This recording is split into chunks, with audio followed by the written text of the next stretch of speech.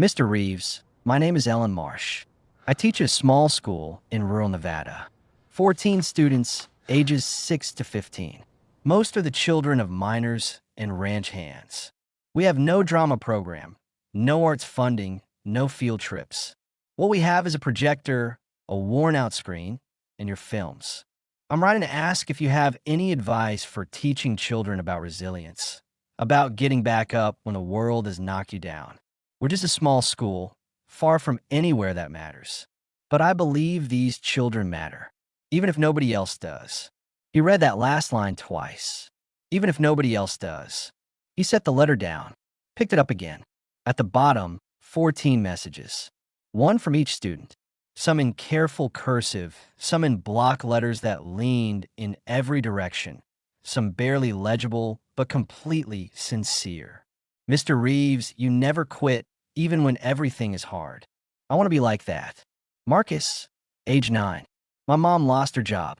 We watch your movies because they help. Thank you. Danny, age 11. You always get back up. I'm trying to remember that. Cole, age 8.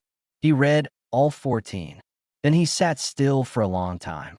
The letter had arrived on a Thursday. It had been sitting in a pile of fan mail for 2 weeks before someone on his team flagged it as different. Not a request for an autograph. Not a pitch for a project. Just a teacher in a place called Ridgeline, Nevada, asking for something nobody had ever asked him before. Advice. Not about acting. About getting back up. The town of Ridgeline sits at the edge of a high desert valley in central Nevada where the land is wide and spare and the sky presses down on everything with an almost physical weight. Population around 400. A gas station, a diner, a post office that doubles as a general store, and the kind of silence in the evenings that people from cities find either peaceful or unbearable, depending on who they are. Most of the families in Ridgeline work the mines or run small cattle operations, or do both. The children grow up understanding early that life requires effort, that nothing arrives without being earned, and that the world does not particularly concern itself with whether you are having a hard time. It is not a cruel place. It is simply an honest one. Ellen Marsh had been teaching at Ridgeline Elementary for 11 years. She was 34 years old, had a degree in education from the University of Nevada, and had turned down 3 different offers at schools in Reno and Las Vegas because she believed, with a conviction that occasionally surprised even her, that the children in places like Ridgeline needed a good teacher more than the children in places where there were already many good teachers. Her classroom was one of 2 in the building. She taught grades 1 through 8, all 14 students simultaneously. She had learned to do this the way you learn anything that seems impossible at first, by doing it badly for a while, and then doing it less badly until one day you realize you have simply learned to do it. The projector she had was old, borrowed from the high school 2 towns, over when they upgraded to digital. She used it on Friday afternoons. She had found, over the years, that film was the most effective teaching tool she had. Not because it was entertainment, but because it showed her students something they desperately needed to see. People who faced impossible situations and chose to keep going anyway. She had started using Keanu Reeves' films specifically because of Marcus. Marcus was 9 years old, quiet, dark-haired, with the kind of stillness that in an adult would read as self-possession and in a child reads as something harder to name. His father had left 18 months earlier. His mother was working double shifts at the diner. Marcus had stopped turning in homework. He had stopped raising his hand. He had stopped, as far as Ellen could tell, believing that effort produced any result worth having. One Friday, she had shown John Wick, edited for the classroom, the action sequences trimmed to their essential shape, because she wanted to talk about persistence, about the particular quality of a person who, when stripped of everything, still finds a reason to stand back up. Marcus had watched the entire film without moving. Afterward, she asked the class what they thought the film was really about. Several students said revenge. 2 said action. Marcus said, very quietly, not giving up when you have nothing left. The room had gone still. Ellen had looked at him for a moment. That's exactly right, she said. From that day, she began building lessons around the idea. Resilience as a skill, getting back up as something you could practice, learn, develop, not just something some people were born with and others weren't. She used scenes from The Matrix, from Speed, from John Wick, from Constantine, not because they were children's films, but because they showed over and over a person choosing to continue when stopping was easier. She wrote the letter on a Tuesday evening after her students had gone home, sitting at her desk in the empty classroom with a projector humming quietly behind her and the Nevada sky going dark through the windows. She did not expect a response. She had written it because the act of writing it felt like the right thing to do. The same way she had stayed in Ridgeline felt like the right thing to do without requiring a logical justification. She asked the students to each add one sentence. She did not tell them what to write. She sealed the envelope and mailed it the next morning. She did not think about it again. The letter reached Keanu's office on a Friday and sat in a stack for 12 days. The person who flagged it was his assistant, a practical woman named Carol who had been doing this work for 8 years and had developed a reliable instinct for the letters that were different from the others. "This one's not asking for anything," she told him. "Not really." He read it that afternoon. He read it again the next morning. He thought about Marcus, age 9, not giving up when you have nothing left. He thought about a 9-year-old arriving at that interpretation on his own in a classroom in a Nevada desert town because his teacher had put something in front of him and trusted him to find a meaning. He called Carol. "Find me everything you can about Ridgeline Elementary. Enrollment, budget, facilities, what they have and what they don't." Carol came back to him that afternoon. 14 students. Annual arts and enrichment budget, $0. The projector was borrowed. The film prints Ellen used were obtained through interlibrary loan from a county system 2 hours away. The school had applied 3 times in the past 5 years for state arts funding and been denied each time on the basis of insufficient enrollment. 14 students were not enough, apparently, to qualify for the programs designed to help students. He sat with that for a while. Then he called Carol back. "I want to send them a proper projector. New, and a screen, and a sound system that actually works." He paused. "And I want to write them a letter. Should I draft something?" "No," he said. "I'll write it myself." He wrote it that evening at the kitchen table by hand. He started over 4 times. The first 3 attempts were too formal, too distant, too much like the kind of letter a publicist would approve. The 4th one was honest. "Dear Ellen and everyone in her class, thank you for your letter. I've been thinking about it for 2 weeks, which is how long it took to reach me. And I want you to know that what Marcus wrote, not giving up when you have nothing left, is the best description of what I've been trying to put into those films that I've ever heard." He understood something that I think I was still figuring out while I was making them. Here's what I believe about resilience, since you asked. It isn't a personality trait. It isn't something you either have or don't. It's a decision made over and over again, usually in moments when no one is watching and nobody would blame you for stopping. The reason I keep coming back to characters who refuse to quit is that I needed, for a long time, to remind myself that it was possible, that getting back up was something a person could choose. You're not a small school far from anywhere important. You're exactly where you're supposed to be, doing exactly the work that matters. What you're building in that classroom, the idea that your students deserve to see themselves as people capable of resilience, that is not a small thing.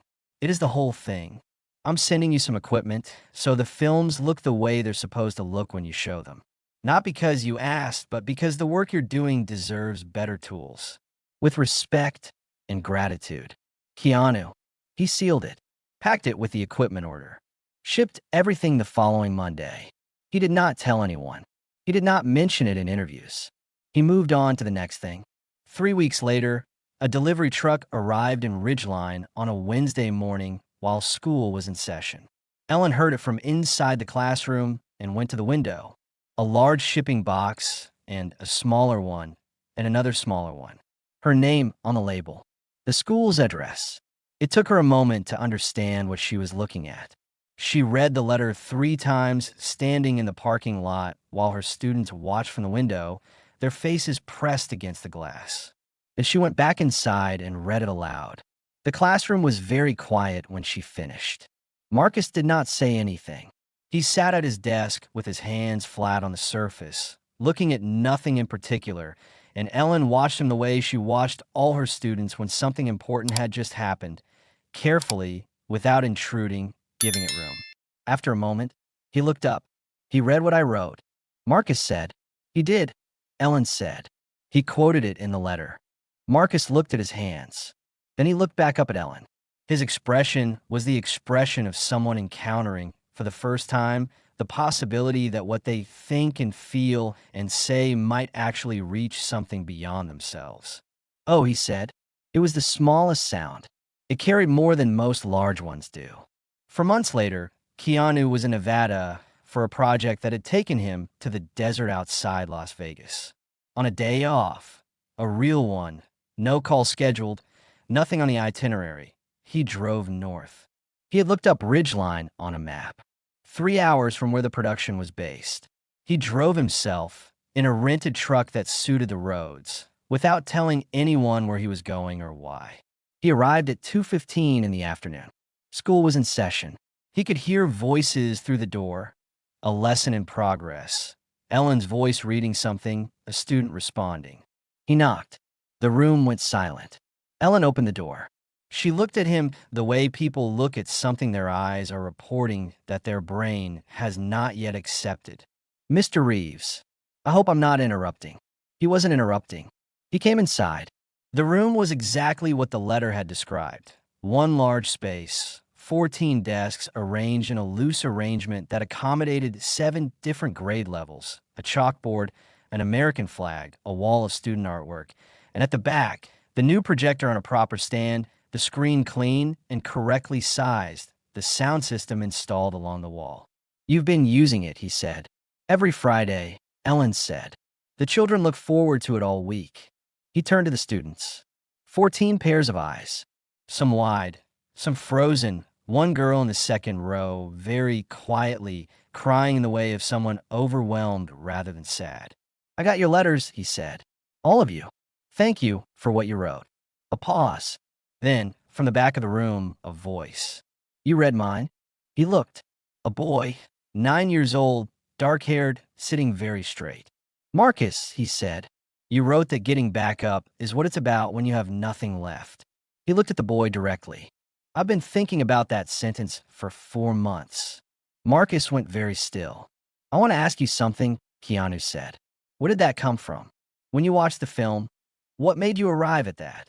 It was a real question, asked with genuine curiosity, and Marcus understood the difference between a real question and a polite one. He sat with it for a moment. My dad left, he said. Simply, without drama, with the directness of a child who has had time to absorb a fact and has decided to be honest about it. And everything was really hard for a while. And I kept thinking like, what do you do when you can't fix it? And watching the film, I thought you don't fix it. You just keep going anyway. The room was quiet. That's it, Keanu said. That's exactly it.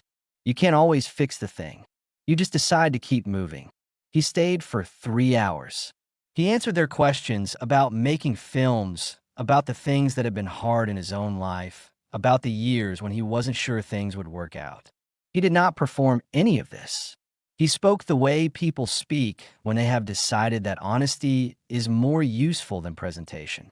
He told them about the years in his 20s when nothing was going the way he had hoped, when he was working constantly and getting nowhere and had started to wonder whether the effort was worth it. He told them that the decision to keep going had not come from confidence. It had come from the absence of a convincing argument to stop. That's what resilience actually is, he said. It's not a feeling. It's just the decision to take the next step when you don't have a good reason not to. He showed them how to fall without getting hurt, the same way he learned for film work, rolling with the impact rather than resisting it. 14 students practiced falling and getting back up in the space between the desks, while Ellen watched from the doorway with the expression of someone witnessing something that will remain with her for a long time. Near the end of the afternoon, Marcus raised his hand. Can I ask you something? Go ahead. Why did you come here? Nobody asked you to. The room went still. It was the same question Tommy had asked John Wayne in a Montana schoolhouse 60 years earlier, asked in a different desert by a different child, carrying the same essential weight. We're nobody. Why would you come for us? Keanu walked over and sat down in the empty desk beside Marcus. Not in front of him, not above him. Beside him. When I was your age, he said, I move around a lot. Different cities, different schools. I was always the new kid, always the one who didn't quite fit. And I remember very specifically what it felt like to think that nobody was paying attention, that nothing I thought or said or did was going to register anywhere. He looked at the boy, and I remember what it felt like the few times someone actually saw me. When a teacher said, your idea was good. When a coach said, I noticed what you did. Those moments they were the whole thing. They were why I kept going. Marcus was listening without moving. So I came here because you paid attention to my work and told me what you understood from it. And what you understood was real and true and worth hearing. And when someone offers you something real and true, the right thing to do is show up. He paused. It's that simple. You matter. Not because of where you live or how many people are in your school. Because you thought something true and were willing to say it. Marcus nodded. Very slowly. Something had changed in his face. Not dramatically. Not in a way that would be visible in a photograph. Something interior. The particular shift of a person who has been shown a door they did not know existed. Okay, he said. Before Keanu left, Ellen asked if they could take a photograph. They gathered outside in the late afternoon Nevada light. 14 students, Ellen, Keanu. One of the older students' parents had a phone. The photograph was taken. In it, 14 children stand in front of a small school building. Ellen is on the left. Keanu is on the right, in plain clothes, dark jeans, a worn jacket, nothing that resembles a costume. His hand is on Marcus's shoulder. Marcus is smiling. They are all smiling. At the bottom, someone wrote later in careful ink, the day we learned that showing up is enough. Keanu drove back to the production site. He did not mention the visit to anyone. He did not post about it. He went to work the next morning. But on the drive, in the dark of the Nevada desert, he thought about Marcus's answer. My dad left, and everything was really hard for a while. And I kept thinking, what do you do when you can't fix it? He thought about all the children who were sitting with that question right now, in small towns and large cities, and everywhere in between, without anyone to tell them that not being able to fix it was not the same as failing. That resilience was not about avoiding the fall. It was about the decision, made again and again in private, to stand back up. He had been putting that idea into films for 30 years. He had not known until a 9-year-old in a Nevada desert town described it back to him in one sentence, that it had been received. Marcus grew up in Ridgeline. He was a serious student, a careful reader, someone who listened more than he spoke and therefore understood more than most. He left for the University of Nevada at 18, studied education, and came back. He teaches at Ridgeline Elementary now. Different students, same desert, same essential work, showing children who think they don't count that they do. On the wall above his desk is a framed photograph of 14 children standing outside a small school building in the late afternoon light. A woman on the left, a man on the right with his hand on the shoulder of a small dark-haired boy. He tells his students about that day when they need to hear it. He tells them about the sentence he wrote when he was 9 years old and what happened because of it. He tells them that someone paid attention, and that paying attention is a form of love, and that love at the right moment can determine whether a person decides to keep going or stops. He tells them, you don't have to be from somewhere important to matter. You just have to keep showing up. He learned that from a film. He learned what it meant from a man who drove 3 hours on a day off to sit beside a 9-year-old's desk and explain why he came. It is not a complicated lesson, but the simplest ones are the hardest to believe until someone shows you that they believe it too. That is the whole story, not the projector, not the photograph, not even the visit. The story is a child who thought he was invisible discovering that he had been seen and deciding, because of that discovery, to spend his life making sure no child in his classroom had to wonder the same thing. That is how it works. One person shows up, one child believes it, one teacher is made, and the lesson travels forward through time, carried by the people it reached, given away as freely as it was given. That is enough. That is everything. Thank you for following this story. Let us know in the comments below what moment stayed with you the most. If this story has moved you and you'd like to stand with us in bringing more voices of truth and hope to light, please consider supporting our work. Even the smallest gift helps us continue creating and sharing these powerful stories. You can find the donate link in the description. And of course, don't forget to subscribe so you won't miss the next chapter we're preparing for you.